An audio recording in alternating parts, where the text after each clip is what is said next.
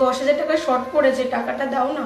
তো এখন আমি 10,000 টাকা হঠাৎ করে কোথাতে ম্যানেজ করবো? প্লিজ দেখো না কোনোভাবে যদি ম্যানেজ করা যায়। দাঁড়াও দেখছি। আমার কাছে মনে হয় না এত টাকা হবে। তোমার ভাইদের বলতে পারছো না টাকা দিতে? ওরা তো 40,000 টাকা দিয়েছে, 10,000 টাকা শর্ট পড়েছে। তুমি টাকাটা দাও, আর কোনোদিনও তোমার কাছে চাইবো না।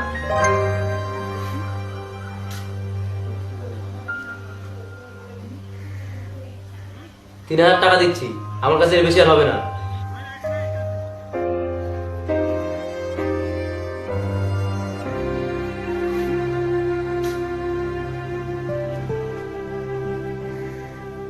যাও এখান থেকে যাও। কিন্তু তুমি তো আরে বললাম না যাও।